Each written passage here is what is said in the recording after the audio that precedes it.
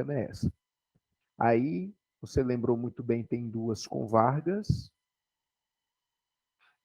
tem a outra que é uma redemocratização, tem um do regime militar e tem a atual. 1, 2, 3, 4, 5, 6, 7. Tá bem? Então, nós temos essas 7 constituições em que, no final das contas, acaba existindo esse processo. Vocês querem, sei lá, é porque como a gente sempre tem um grupo aqui tão tranquilo, tão legal para bater esse papo, pode ser que exista, quem sabe, alguma dúvida nesse primeiro momento para a gente abordar antes da nossa matéria oficial. Se quiser perguntar alguma coisa, algum assunto em questão para nós avaliarmos, fique à vontade. Se quiser, eu só dou a matéria logo. É, né? Tranquilo? Como é? Ah, é? Ah, tá certo. Não, mas eu tenho que acabar com a revolução, porque a revolução ela tem um detalhe em relação a. Ela tem um detalhe importante. São as contradições delas. Vamos bater assim um papo? Bater um papo? Acho que isso pode ser assim interessante. Quando a gente fala sobre a Revolução Francesa, a gente tem sempre aquela impressão de um processo revolucionário definitivo. A Revolução chegou ao poder, destronou um rei, matou um rei, mudou todo um conceito político. Agora foi uma república que se inaugurou, né? Porque com a morte do rei acaba morrendo a monarquia, né?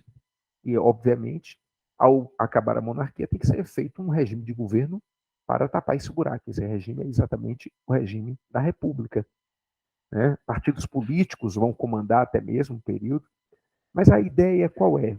Só para entender, é que sempre se apresenta o processo revolucionário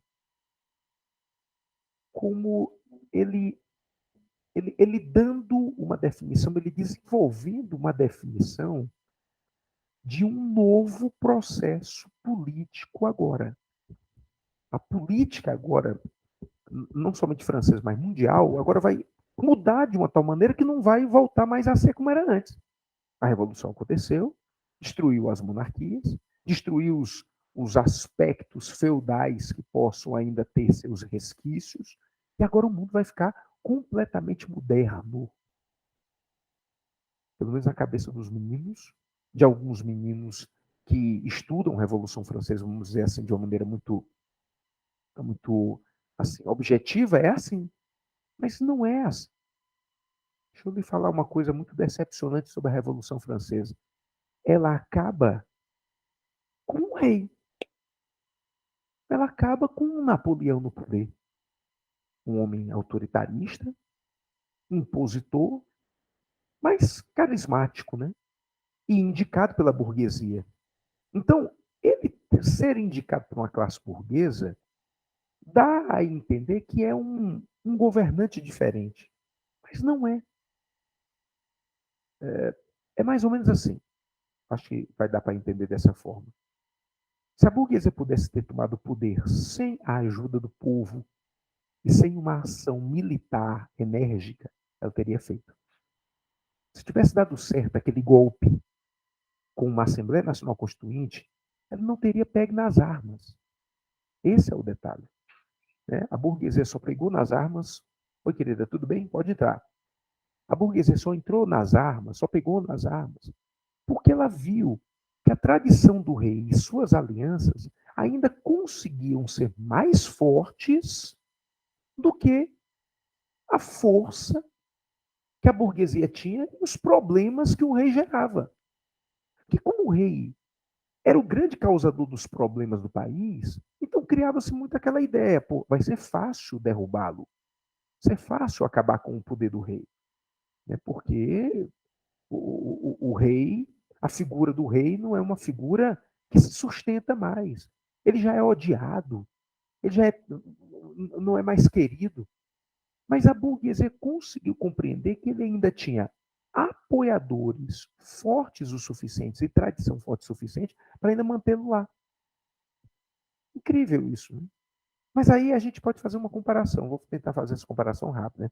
São as linhas de poder que nós temos no Brasil hoje em dia. Tudo aumenta, o desemprego é insustentável, mas vai chegando as eleições e os políticos ainda conseguem se reeleger. Como é que esses caras, que são absurdamente incompetentes, corruptos, malandrões, terríveis, eles estão ainda no mesmo poder de tantos anos? Se a gente tem a plena sensação ou certeza, não é nem sensação, de que eles são os culpados desse atraso, dessa roubalheira, de tudo que é ruim do país, por que eles ainda estão sendo reeleitos? Então, nessa hora, a gente nota que nós não somos suficientes. Que você é inteligente? Parabéns para você. Você é consciente? Meus parabéns. Você sabe sobre política? Oh, legal, ó. É palmas. Um, dois, três, quatro, cinco, seis. Não dá para melhorar o país, não. Eu preciso de 6 milhões no mínimo. Eu preciso de 6 milhões no mínimo. E 6 milhões não é nem a população do estado do Ceará. Quer dizer, não muda quase nada. E eu preciso de 6 milhões no mínimo. Só 6 não dá. Então foi isso que a burguesia entendeu. Que mesmo o rei, aparentemente sendo um crápula, terrível, miserável, ainda tinha gente que olhava para ele e dizia: é um Deus. É um Deus. Não, não, eu não posso tirar Deus. É um Deus vivo. Eu não posso. Então, a junção com o povo foi a saída. Mas a junção com o povo criou um problema: o descontrole, a instabilidade. E a burguesia começou a pensar assim: poxa, se eu não me juntar ao povo, a revolução não acontece e o rei não é derrubado. Mas com a revolta do povo, simplesmente eu não conseguirei, eu não terei mais o controle do país, porque o povo está no meio da ação, o povo está no meio da rua, o povo está tentando tomar esse poder. Então, como é que eu vou finalmente tomar o poder, mesmo com esse povo interagindo nessa revolução? Eu tenho que botar alguém nesse poder que eu possa controlar e que controle o povo também. Então, por isso, Napoleão Bonaparte. Porque eu vou falar aqui uma coisa muito terrível, mas muito verdadeira. É aquela relação que existe entre povo, burguesia e militares. Qual a relação dos militares com a burguesia? A burguesia acha que manda nos militares. Qual a relação dos militares com o povo? O povo acredita que os militares vão salvar o país. Então existe um laço de confiança. A população tem nos militares uma fonte de mobilidade social. Ela tem uma fonte de mobilidade social. Ela tem uma relação em que ela acredita que os militares, lindos, maravilhosos e fardados, podem salvar o país. E a burguesia acredita que colocando os militares no poder, ela vai controlar estas pessoas, esses militares, quando eles estiverem à frente do país. Então, o que era o Napoleão? Era um produto da burguesia. A burguesia colocou ele para ele acalmar o povo, para ele acalmar a revolução. E, ao mesmo tempo, ser o Napoleão um produto dessa burguesia para controlar através dele. Só que o tiro saiu pela culatra. O Napoleão era um baita, um vaidoso, doido por poder, que na primeira oportunidade deu uma rasteira na classe burguesa. Na primeira oportunidade, deu uma rasteira na classe burguesa. É isso que ele fez. Então, o que a burguesia queria era um parlamentarismo onde ela pudesse manter a tradição do rei mandando sobre ele. Só que, como não deu certo, ela teve que se juntar ao povo e tirar esse rei. Mas outra coisa não deu certo, é o descontrole da revolução, que ela não conseguiu manter aquele ordenamento. Povo, pessoal, tudo bem? Oi? Obrigado por vocês matarem essas pessoas e a gente ter conseguido o domínio do poder do rei. Eu queria que agora vocês voltassem para casa, tá? Vocês podem fazer um favor para mim, porque as ruas estão muito cheias de corpos. Vocês podem levar para casa de vocês esses corpos? Vocês aproveitem e comem, porque vocês estão com fome. Aí a gente limpa as ruas, vocês matam a sua fome e eu volto, e eu agora tenho o poder que eu quero. Vocês podem fazer isso por mim? Se o povo tivesse dito que sim, estava tudo resolvido. Se o povo tivesse dito que sim, estava tudo resolvido. O rei tinha saído do poder, a burguesia tinha tomado o poder, o povo voltaria para suas casas e mataria a fome com os cadáveres. Pronto. Só que o povo começou a pensar assim: opa, eu derrubei um rei, eu matei um rei, eu posso ter o poder. Como é que eu vou agora largar esse poder? Engraçado, foi só colocar o Napoleão e o povo mudou de ideia. É porque ficou mais fácil, né? O que era o Napoleão? Era o herói do país. O que era o Napoleão? Um representante do iluminismo, das novas ideias. O que era o Napoleão? Era um homem que amava a França. Todo mundo adora um patriota, né? Foi, filho? Claro.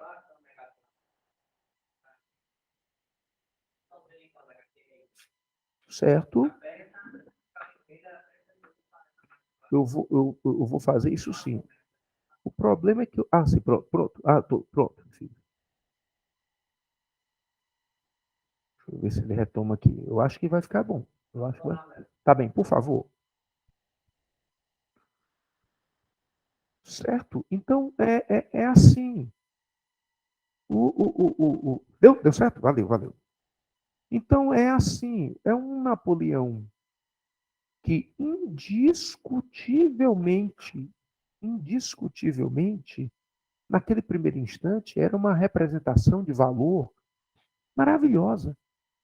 Pessoal, o Napoleão é conhecido como o pai do nacionalismo moderno. O Napoleão é de origem italiana e é reconhecido como um amante da França. É um cara que amava tanto o país que ele foi reconhecido dessa maneira. Então, era um cara assim de valores, principalmente para o povo, agradabilíssimos. Aí você diz, mas ele era um cara cruel, terrível. Mas, assim, é horrível que eu vou falar, mas não tem gente que gosta. Não tem gente que gosta. Não tem gente que de uma hora para outra não diz assim, é, eu gosto de gente assim, macho. Tem gente que adora um ignorante, um cara que fala alto, um cara que humilha os outros, porque ele tem nessa relação uma relação de poder, de autoridade. O quê? Te trato com bom dia, boa tarde, boa noite, com licença, como vai e obrigado. Alguém vai me chamar de idiota e fraco. Os adjetivos vão ser intermináveis de depreciativos. Ninguém vai dizer assim, pô, que legal, esse cara é educado, esse cara é gentil, que coisa boa, adoraria ter um cara desse aqui e tal. Não, o cara que é um homem destemido, forte. Né? Me desculpe as mãos aqui presentes, quem esteja em casa que não gostar do comentário, se torna inclusive sedutor. Né? É um macho. E no Brasil existe gente com carência de macho. É o cara que é bandido como Lampião que vai ser refestelado numa festa junina.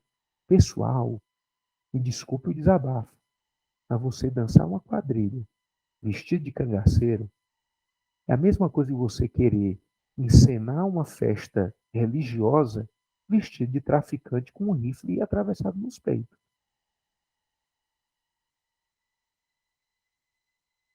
O traficante é teu herói? É isso? Se for, me desculpe. Aí você não vai entender minhas palavras.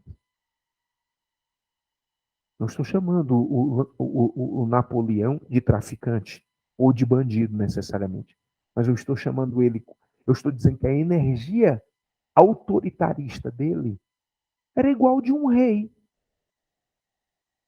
Então, a burguesia tirou um rei para colocar um outro. Tudo, toda aquela ideia de igualdade, liberdade e fraternidade era mentira. Onde é que existe igualdade, liberdade e fraternidade na Revolução Francesa com matança e domínio de poder burguês? De que existe isso? Não existe isso. Não existe isso. O que estava existindo, o que estava acontecendo, era uma coisa muito simples. O que estava acontecendo era uma coisa muito simples. Era a burguesia querendo tomar o poder e não conseguiu fazer isso da maneira que ela queria, que era dando um golpe. Teve que se juntar com o povo.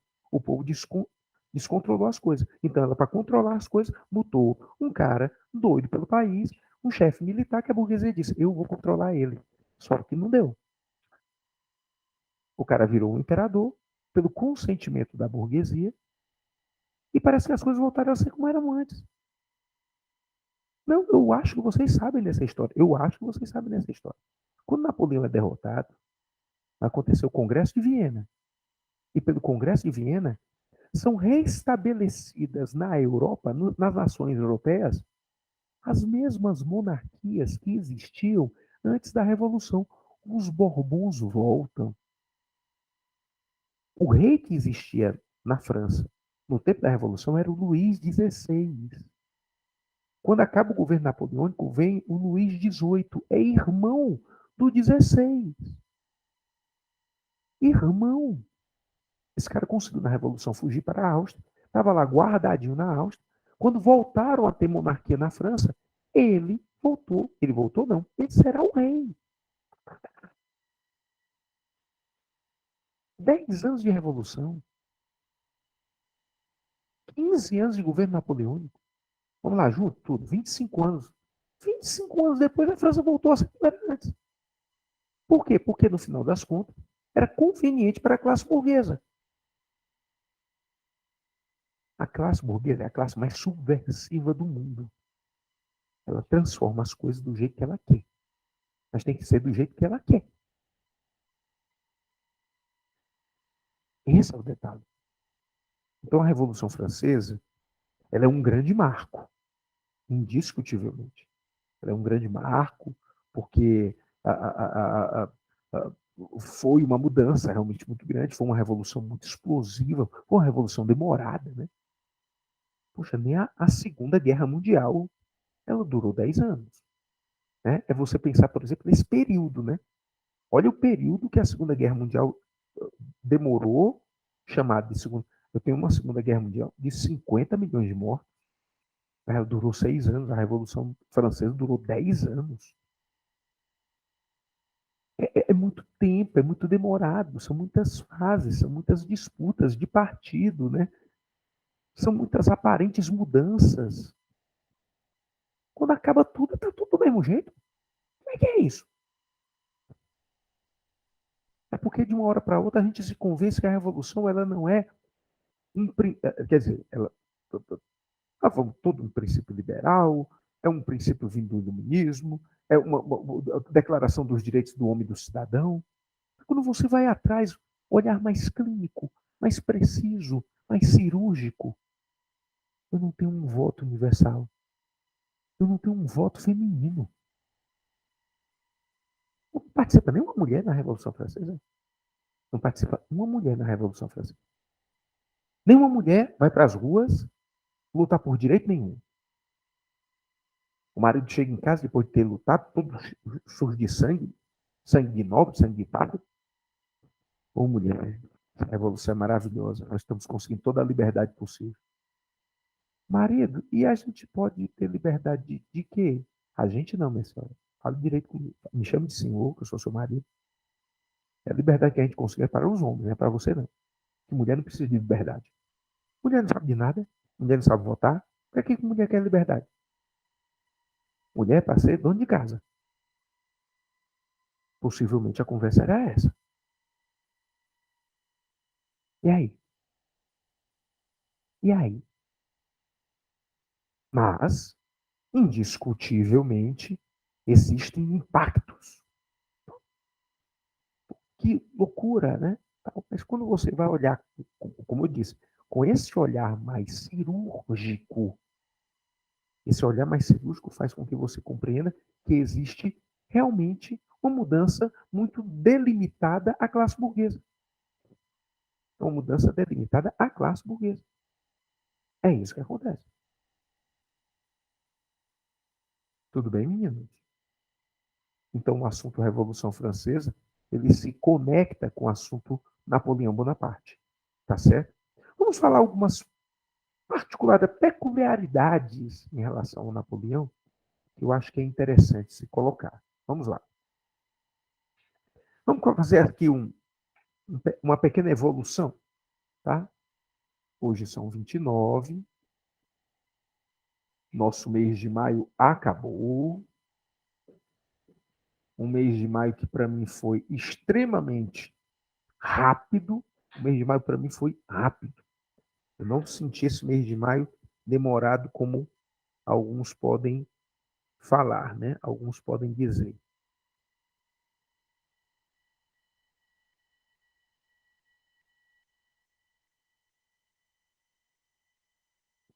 Né? Então, olha só.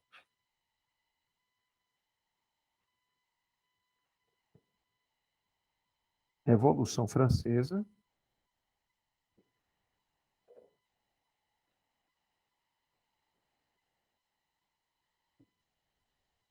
10 anos, 4 fases.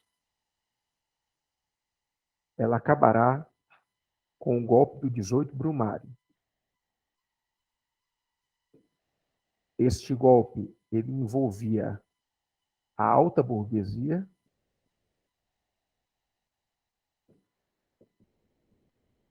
juntamente com a figura do general Napoleão Bonaparte. E quando esse golpe acontece para acabar com a Revolução, acontecerá necessariamente o surgimento do governo napoleônico.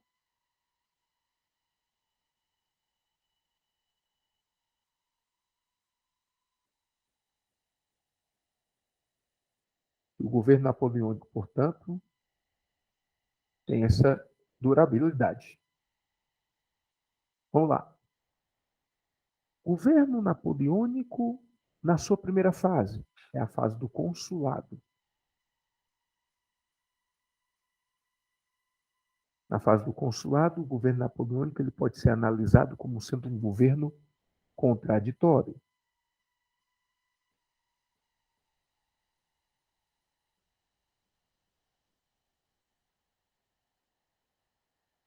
Por que esse governo é chamado de contraditório? Porque ele une características realmente contraditórias. O Napoleão, tanto ele é liberalista,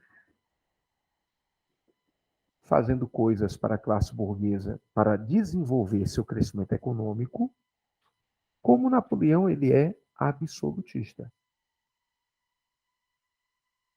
enérgico, duro, autoritarista, para tentar manter de todas as formas, indiscutivelmente, o poder naquele país. É assim, ele precisava ceder para a classe burguesa, que a burguesia o colocou lá para criar essa relação de desenvolvimento, mas ele precisava ser enérgico para acabar com aquela instabilidade da revolução.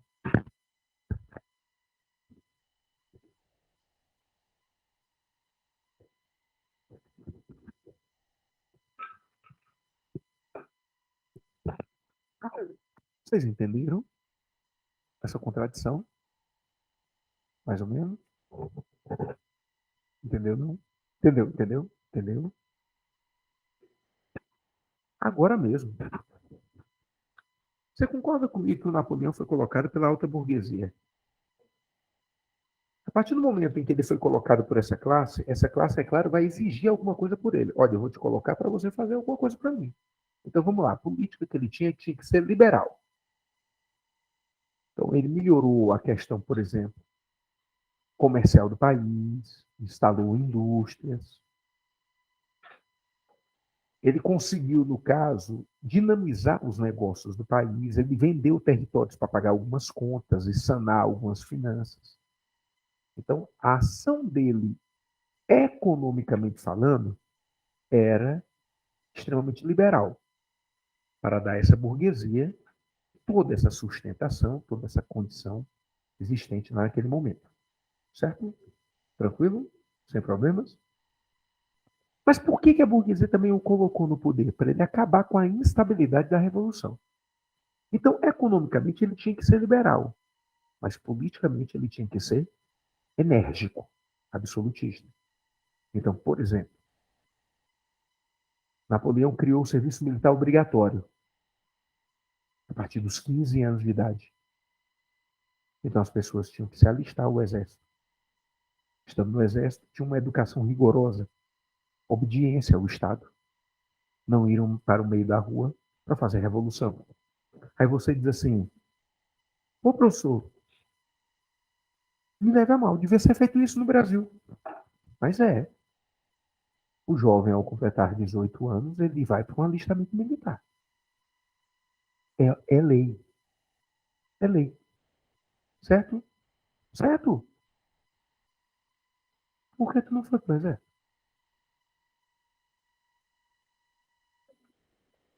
Vamos lá. Não estou dizendo que você fez isso. Mas vamos lá. Quantos não fazem isso? Ah, eu quero me livrar. Vai lá para o interior. No interior não tem vaga. Arranja um amigo teu para ele te livrar. Diz que não quer servir. Eles te liberam. Diz que tu é doente. Vai para a aeronáutica e leva um óculos. O nome disso é corrupção.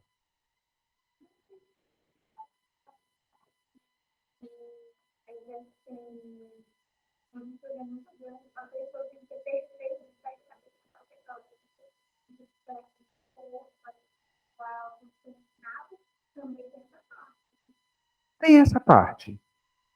Mas quando você vai olhar a outra parte, ela é muito mais utilizada do que essa. Não, você está reprovado porque você tem essa metragem e tem esse peso. Tem isso? Tem. Tem muito disso.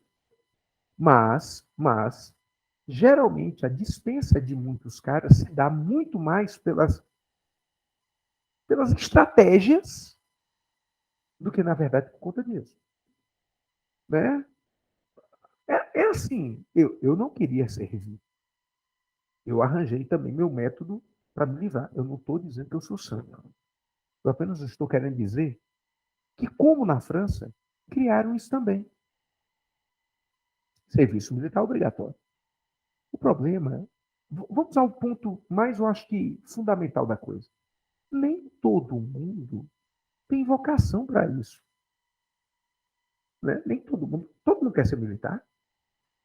Né? Nem todo mundo tem vocação para isso. Você está me entendendo? E como nem todo mundo tem vocação para isso, alguns não querem servir ao exército. Então, o que fez todo mundo na França servir? Não, nem todo mundo na França também servia. Mas por que grande parcela da população servia? Que eles tinham um herói, eles tinham uma inspiração. Qual é a inspiração que nós temos dentro do exército para ir para o exército? O Bolsonaro, que faz apoio de frente com a perna no chão. É isso? Desculpe quem possa gostar do Bolsonaro. Mas o apoio de frente, a flexão que ele faz, não é flexão. Por quê? Falar ignorante? Brigar com todo mundo? Isso é o herói do Brasil? Poxa, queria outro. Sonhava com outro. Eu gosto do Homem de Ferro. Eu gosto do Tony Stark. Prefiro o Tony Stark que o Bolsonaro. Ele é mais elegante. Então, o militar Napoleão Bonaparte era perfeito. Era um cara que tinha tido vitórias. Era um dos melhores alunos da academia militar. Superou muitos problemas. Muitos. É um cara que superou inúmeros problemas. Inúmeros. Então, era um cara que, indiscutivelmente, era muito querido pela população. Então, as pessoas iam para o exército como forma de ter um emprego e como forma de admirar o Napoleão.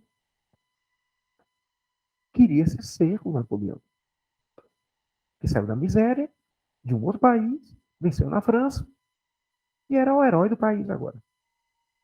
Então, o pessoal o idolatrava.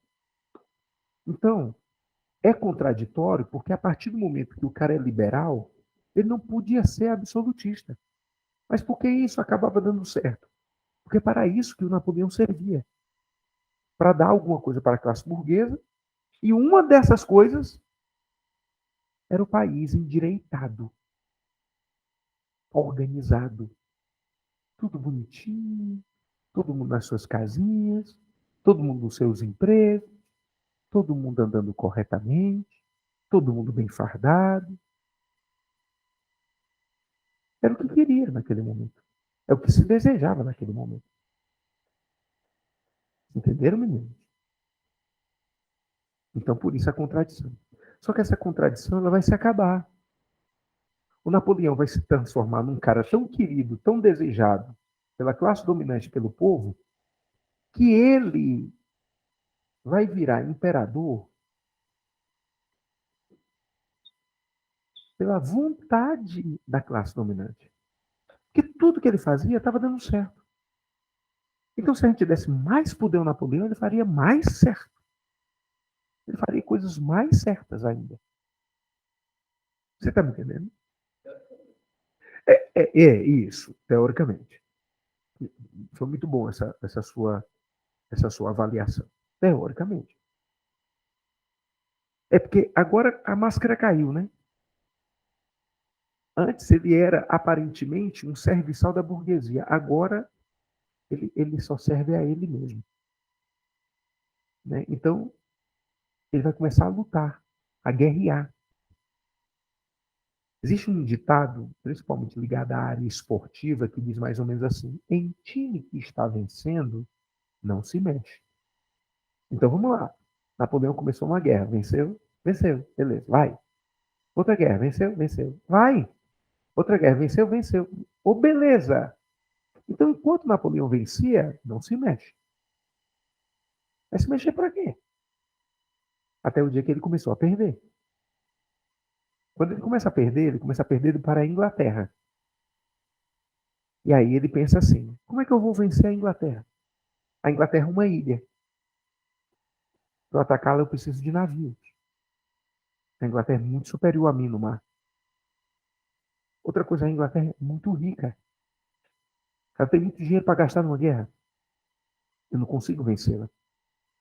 Até que Napoleão teve uma ideia. Que tal fazer a Inglaterra ficar pobre? Como é que a gente faz a Inglaterra ficar pobre? Assim, a gente vai tirar todo o mercado consumidor dela. Ela não vai ter mais para quem vender. Não tendo mais para quem vender, ela não vai ter mais dinheiro. Ah, boa ideia, Napoleão. Essa ideia foi ótima. Como é que você vai fazer isso? Através de uma regra chamada de bloqueio continental.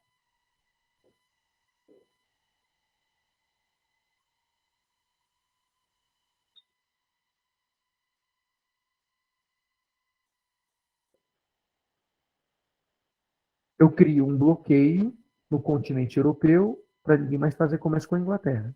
Quem fizer comércio, eu invado e domino o país. Qual o lado bom dessa história? É que começou dando certo. A Inglaterra começou a ficar abarrotada de mercadorias e não vendia para ninguém. Qual o lado ruim dessa história? Napoleão descobriu que a Europa era completamente dependente da Inglaterra e começou a quebrar o bloqueio para fazer comércio com ela. E aí, quanto mais quebra-se o bloqueio, mais guerra o Napoleão faz. Quanto mais guerra, mais desgastes. Até chegar o dia que o desgaste foi grande.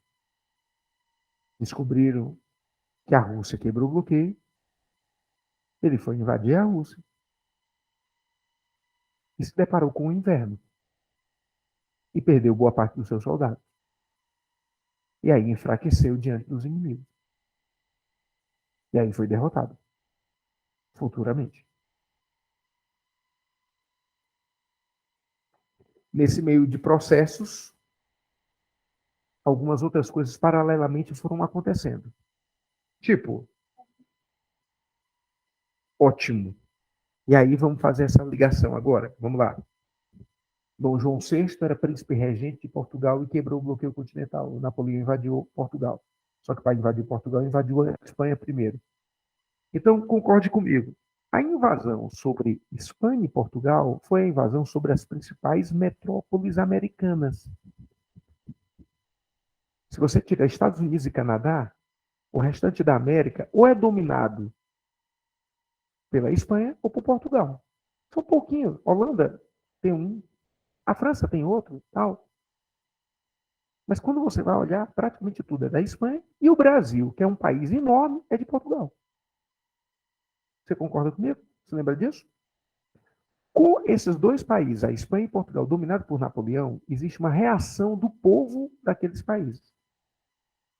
Resumindo, começa a existir uma política negligencial colonial.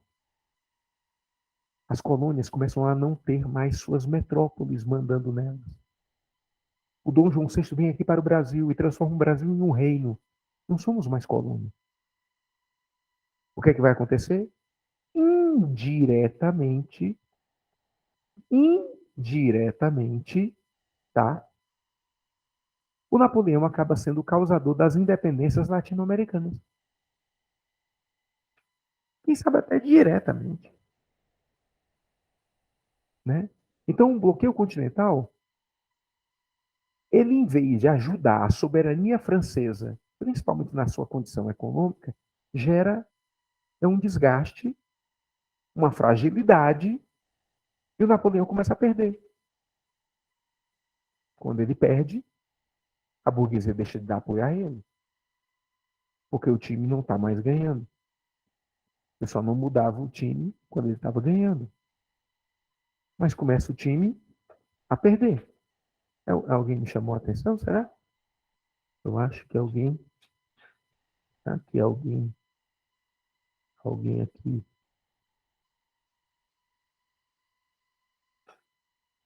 É, André.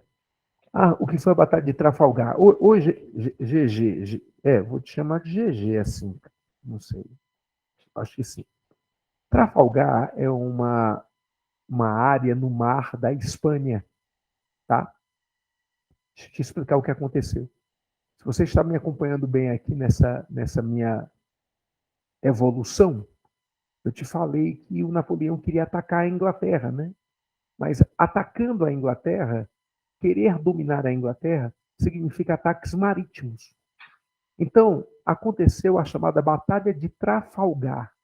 Essa batalha que aconteceu no mar da Espanha foi uma batalha entre o Napoleão e a marinha inglesa para tentar dominar territórios sob influência inglesa. E, como eu acabei de dizer, a marinha inglesa era muito superior a todas as outras marinhas, principalmente ao Napoleão. Tanto que eu vou dizer aqui uma coisa um pouco impactante, mas verdadeira. Nunca Napoleão Bonaparte venceu a Inglaterra numa batalha marítima. Nunca. Nunca eles conseguiram vencer. Então, a Batalha de Trafalgar foi a batalha mais desastrosa para o Napoleão, por sinal, ele perdeu praticamente toda a sua esquadra nessa batalha, tá certo? Porque ele queria fazer uma dominação, mostrar sua força, principalmente marítima, frente aos ingleses. E essa batalha, ela acontece mais ou menos em 1805, foi dela que partiu até mesmo essa ideia para fazer o bloqueio continental, para danificar até a própria Inglaterra, e acaba existindo, portanto, esse processo, né? Tranquilo? Legal? Então, aconteceu isso aí. Tá bem? Batalha de Trafalgar. Certo? Alguma outra pergunta? Ver se você conseguiu compreender, GG. Não sei se o GG, o que é que significa o GG dele. Ah, ótimo. Hã? É Giovano? Ah, é Giovana. Ah, Giovana, tudo bem? Claro, Giovana.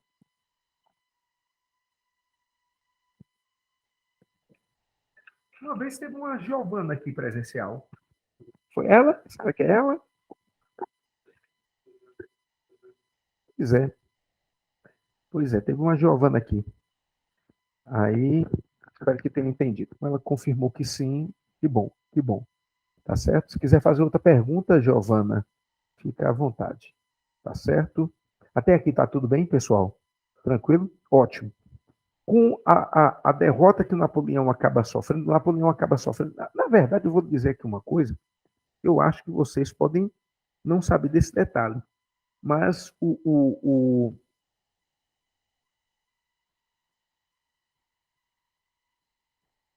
nome, o nome, ou o processo de batalha, melhor dizer assim, que aconteceu do Napoleão Bonaparte na Rússia, ele não é derrotado. O que seria uma derrota? Vê se você concorda comigo. Um confronto onde alguém sai derrotado. Certo? Por exemplo, num jogo de futebol, certo? Time A versus o time B. O time A marcou um gol no time B. E o jogo acabou com o time A com esse gol que fez. Pronto, ontem eu estava assistindo um jogo, Palmeiras e Santos. Na verdade era Santos e Palmeiras, né? Porque o jogo era em Santos. Então era Santos e Palmeiras. O Palmeiras fez um gol no Santos e o jogo acabou. Vamos lá, o Palmeiras fez um gol no Santos e o jogo acabou. Então, o Palmeiras ganhou. Certo? O Palmeiras ganhou ontem do Santos por 1-0. Então, nesse caso, o Santos foi derrotado. Certo? Então vamos lá. Rússia versus França. Não houve uma batalha. A Rússia abandonou tudo, tudo destruído, não batalhou contra os russos, contra os franceses. A França chegou, por exemplo, em Moscou, a cidade estava pegando fogo, mas não houve batalha nenhuma. Então vamos lá. Se não houve batalha, não houve uma derrota. Não houve necessariamente até nenhuma vitória, mas houve uma tomada de poder. Aí você diz assim, eu sempre aprendi que o Napoleão se deu muito mal na Rússia. Se deu mal é uma coisa, ser derrotado é outra. Vamos lá? Ele não foi derrotado, porque não houve uma batalha direta. Mas o que aconteceu? Com a perda muito grande de materiais, a tática da terra arrasada, deixando tudo destruído e sem provisões para o exército francês. E um inverno completamente diabólico. Que o inverno na Rússia, a média de temperatura dele é de menos 30 graus. Pessoal, é assim. Concorde comigo. O ser humano é ótimo para o calor, mas é péssimo para o frio. É ótimo para o calor. Você reclama do calor? É, mas você anda quase de qualquer maneira com 30, 35 graus positivos. Mas vamos andar agora com 35 graus negativos. Pessoal, a gente estava morto. É. Pessoal, eu me acordo. Todo dia tem chovido nessa cidade. Todo dia. Eu não sei mais que é lavar carro. Eu não lavo mais o carro. Eu lavar o carro, gastar R$ 40. Aquele cheirozinho bom de cera, maravilhoso. Oh, beleza. Pra quê? Para de noite chover? Toda noite chove. Para de chover 5 horas da manhã. Para recomeçar às 6h30. Ou então 7 horas. tipo para deixar a gente gripado mesmo, não para de chover. A gente está tendo sorte, não está chovendo como em Pernambuco, né? Ali está uma coisa horrível. Ali está uma coisa desastrosa, né? As coisas que estão acontecendo em Recife é horrível. Mas, pessoal, eu lhe garanto, não tem feito temperatura de 20 graus. Pessoal, a temperatura que está com esse frio todo chovendo é 23 graus, 22 graus. Não é nem frio. É porque a gente não é acostumado. Eu estou vindo de uma dengue, estou cheio de dor por causa da frieza. Mas não é frio. Pessoal, o Napoleão enfrentou um frio de -30.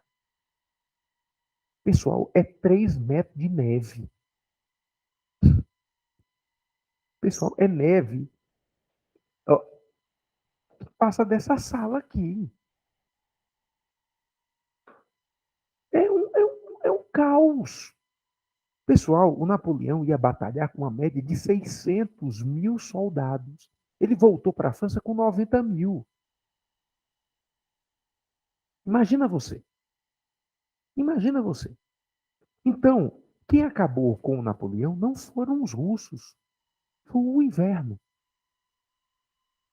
Então não houve uma derrota militar, mas houve uma derrota de estratégias. E aí, o Napoleão, indiscutivelmente, ele tem uma diminuição imensa de contingente, de soldados. Quando ele vai enfrentar uma batalha, ele vai enfrentar uma batalha na Alemanha, é uma batalha chamada de Batalha de Leipzig. Uma vez eu falei esse nome numa sala, ao menino, isso é um time de futebol. Porque parece que tem um time na Alemanha, né? Porque tem essa cidade na Alemanha, e nessa cidade tem um time de futebol. Ah, tem um time de futebol. É isso mesmo? Pois é. Ah, tá. Olha só. Pois é. Pois tem essa cidade na Alemanha em que o Napoleão foi derrotado. É chamada até mesmo a Guerra das Nações. Até mesmo é chamada essa batalha. E é nessa cidade alemã, Leipzig. E é nessa hora, desculpe o desabafo, tá? Que eu acho a história massa. Certo? Eu, por exemplo, hoje à tarde fui dar aula numa escola ali pelo lado da Messejana. Aí eu sempre volto por uma rua que me dá um acesso legal para eu chegar em casa, passando toda a vida, né? Às vezes você se acostuma. Tal. Aí eu disse, mas eu ando por essa rua, não sei nem o nome dela. Aí eu, parando nas esquinas, eu fui procurando a placa. O nome da rua, Tomé de Souza. Aí eu, oh meu Deus, para quem é professor de história, isso é uma maravilha, né? Porque vai chegar um dia, eu espero que chegue esse dia, que um morador dessa rua, assim, estudando história, alguém diz assim, pessoal, um dos sistemas administrativos do Brasil colonial foi o governo geral. O governo geral centralizou as capitanias hereditárias. E o primeiro governador foi o Tomé de Souza. Aí o menino vai dizer, vale, eu moro lá. Você está me entendendo? É por isso que é o legal da história. Você resgata alguma coisa. É quando eu disse esse negócio de Leipzig, a menina diz assim, é um time de futebol. Aí a menina até confirmou. Né? Num dia que ele for lá, no dia que ele for lá, no dia que vocês forem lá, alguém vai dizer, a gente vai precisar passar por Leipzig. Aí você vai dizer, Valo, Napoleão fez uma batalha lá e foi derrotado. Alguém vai olhar e dizer, sabe história? Estou apaixonado. É mesmo, tu sabe história? Sim, que massa. Gostei de ti. Né? É legal isso aí, né? É muito bom, bicho. História é muito legal. História é muito legal. O Napoleão foi derrotado em Leipzig. Aí ele foi mandado para um exílio. Ele foi mandado para um exílio numa ilha perto da Itália chamada de Elba. O pessoal tinha tanto medo do Napoleão, contar essa daqui é boa, sabe? É só para finalizar. Essa daqui é muito boa. O pessoal tinha tanto medo do Napoleão, tanto medo, que o pessoal não dizia que o Napoleão ia para um exílio.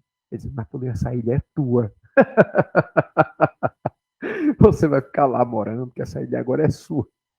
Se dissesse que era uma prisão, tinha medo dele ficar louco e matar todo mundo. Tipo isso, né? Porque o Napoleão era um homem assim muito enérgico, era um cara assim que petrificava você, sabe? Era um cara de uma personalidade assim destemida. né? Era tão destemido que ele só passou 1 ano e meio lá, né? Ele conseguiu juntar um exército de 1.500 soldados. Ele foi recrutando na ilha. Ele, 1.500 soldados. Pegou um navio e voltou para Paris com 1.500 soldados. Um cara acostumado a lutar com 600 mil, queria agora vencer com 1.500 soldados. Se eu te disser que o Luís XVIII, novo rei da França, quando ficou sabendo que o Napoleão estava voltando, ele fugiu do país. O Napoleão só tinha 1.500 soldados? Pois é, mas era o Napoleão Bonaparte. Por quê? Porque quando Napoleão chegou na França, o exército o recebeu de braços abertos. Mas essa, ele voltou. Por que ele conseguiu voltar? Caraca! Que homem! Que homem! E aí ele volta a ser o Napoleão I, mas só que aí é um governo rápido. Né? É um governo apenas de 100 dias. É um governo apenas de 100 dias. Tá certo? É um governo apenas de 100 dias. Então, com esse governo de 100 dias, tá certo? Ele acaba, portanto, sendo derrotado definitivamente numa batalha na Bélgica, em uma outra localidade chamada de Waterloo, tá? Essa batalha é a batalha final de Napoleão. Aí, quando ele é derrotado, lhe mandam preso para a ilha de Santa Helena. Isso é perto da Espanha. E aí lá ficará até morrer. Napoleão, durante muitos anos, acharam que ele tinha morrido de uma úlcera que ele tinha. É um homem muito preocupado. Né? Coisas de modernidade, né? Desculpe qualquer coisa, tá? Mas quem aqui, se for fazer aqui um bom check-up, não vai descobrir algum problema ligado ao estresse que você tem? Sei lá, eu tô com um problema de queda de cabelo, deve ser estresse. Eu tô com um problema de gastrite, é estresse. É, eu não sei se acontece isso com vocês, mas eu tinha uma conhecida que de vez em quando a gente olhava para ela, Vala, tu tá com uma roncha enorme, uma pancada, dói? Não, dói não, não, não. O que é que houve? Bater em ti? Não, não, isso aqui é raiva. Eu tive uma raiva. Quando eu tenho uma raiva, aparecem essas manchas. Acredita? A pessoa tinha uma raiva e apareciam umas manchas parecendo pancadas, porradas. Aí ela só ficava mais tranquila, mais aliviada, a mancha sumia. Já ouviram essa? Pode ir atrás, que tem gente com esse metabolismo. Então, Napoleão, o negócio dele é porque o Napoleão queria ser dono do mundo, né? Então, Napoleão querendo ser dono do mundo, o que aconteceu? O Napoleão simplesmente ele começou a ter uma úlcera de preocupação. Então, muita gente achava que o Napoleão tinha morrido dessa úlcera, mas não, ele foi envenenado.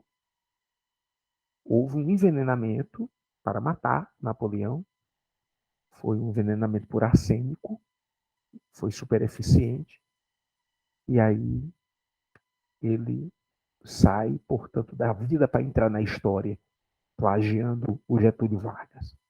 Né? Fala, professor, e o Napoleão, o pessoal prende ele, aí ele fica um tempo preso, aí depois que matam ele. Para quê? Para humilhá-lo, né? É, a intenção era essa.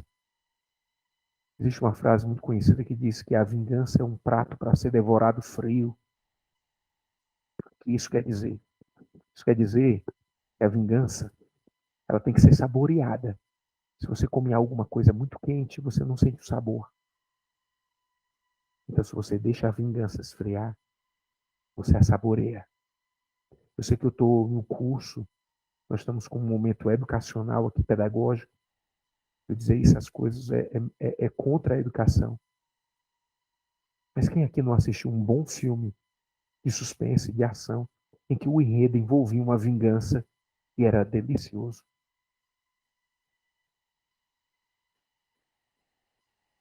É ligada a esse período do Napoleão, né? O Conde de Monte Cristo. Quem não assistiu um filme e não torceu pelo bandido? Mas você torcer por quê? Porque ele ia se vingar de uma injustiça que ele sofreu. Mataram a mulher dele, mataram o filho dele. Tal. Ele matou 50. Mas quando mataram o filho dele, ele virou o mocinho, né? E você torceu pela vingança dele. E ele tinha que matar o inimigo dele, viu assim uma morte horrível. Esse negócio só empurrar de um abismo. Só caiu assim. Eu recentemente assisti um filme chamado O Protetor 2. O Denzel Washington nunca fez um filme com continuidade.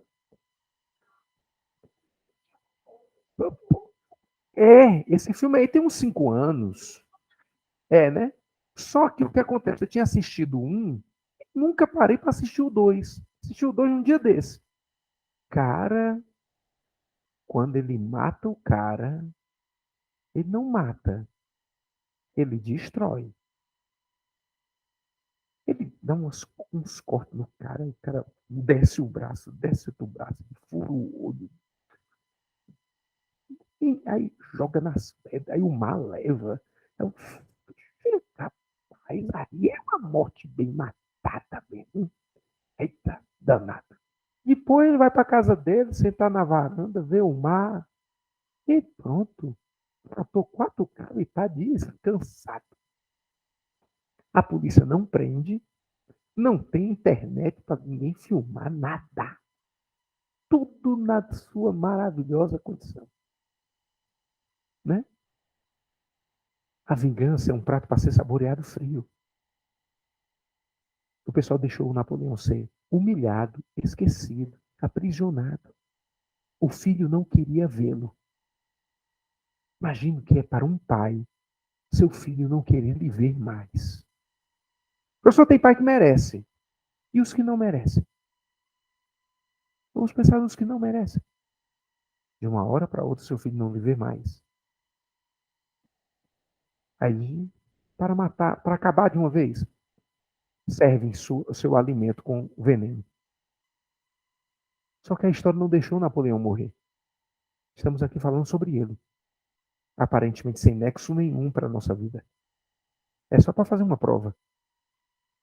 Mas é tão importante que é para fazer uma prova. Imagina você. Pois é. Semana que vem nós vamos voltar à história do Brasil. Eu acho que segundo reinado.